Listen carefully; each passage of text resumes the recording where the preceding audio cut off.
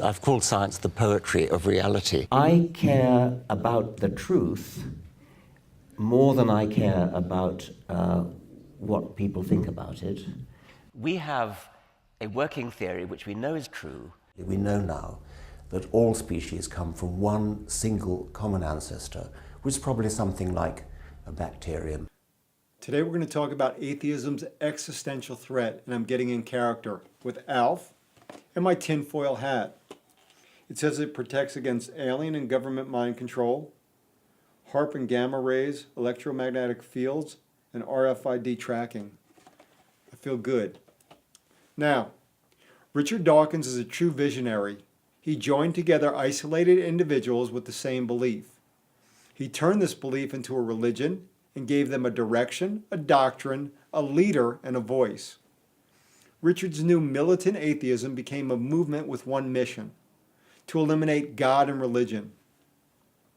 But with his 3 statements about the origin of the universe and life, Richard became an existential threat to atheism when he said, hit it, Gans.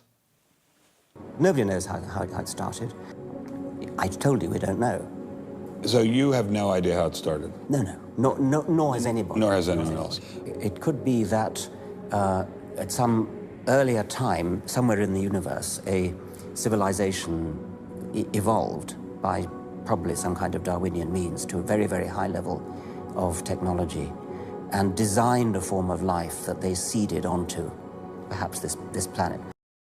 If you look at the details of biochemistry, molecular biology, you might find a signature of some sort of designer. Wait a second. Richard Dawkins thought intelligent design might be a legitimate pursuit?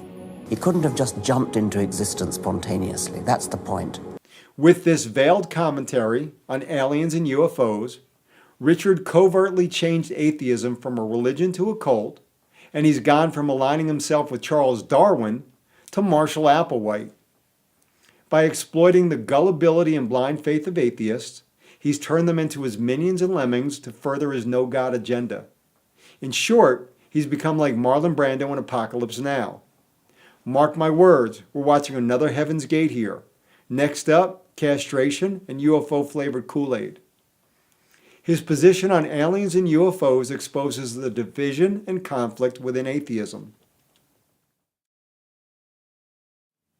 Here are 2 questions for atheists. When did the foundation of atheism officially change? And do all atheists agree with Richard Dawkins and his new position of aliens and UFOs for the origin of life? We've seen this maneuver twice before. Once with the Catholic Church in Vatican I and II, the other with old and new Coke. This change in position puts every atheist in a catch-22 and forces them to defend their choice of atheism. Old school or new school, traditional or reformed. Atheism 1 is the religion. Will they continue to put faith in science's immaculate conception doctrine that's riddled with holes, gaps, and chasms, created with the stain of science's original sin, based on the highest level of ignorance from a 19th century point of view, with no proof, and that's been refuted by Richard Dawkins, Stephen Hawking, and most of modern science? Or Atheism 2, the cult, which puts faith in aliens and UFOs for the origin of life and also has no proof. This new position exposes science and atheism's hypocrisy and selective intolerance. They've mocked believers and those who've experienced God for decades, yet with no proof, but only anecdotal evidence, they embrace those who believe in and experienced aliens, UFOs, and been up in the mothership, like Marshall Applewhite in Heaven's Gate, the Order of the Solar Temple, the Atheria Society, and the Ashtar Command. You see, Richard's trying to be like Captain Kirk in Star Trek. He sees space as the final frontier. His goal is to explore strange new worlds, to seek out new life and new civilizations, to boldly go where no man has gone before. Between you and me, I think he sounds less like Captain Kirk and more like one of the killer clowns from outer space. But what he doesn't see, it's all been done before. He's trying to reinvent the wheel that Marshall Applewhite rode to the mothership on. To all the atheists out there, please don't shoot the messenger. I'm just trying to prevent you from becoming a punchline or one of the flat earthers of the 21st century. That was pretty good.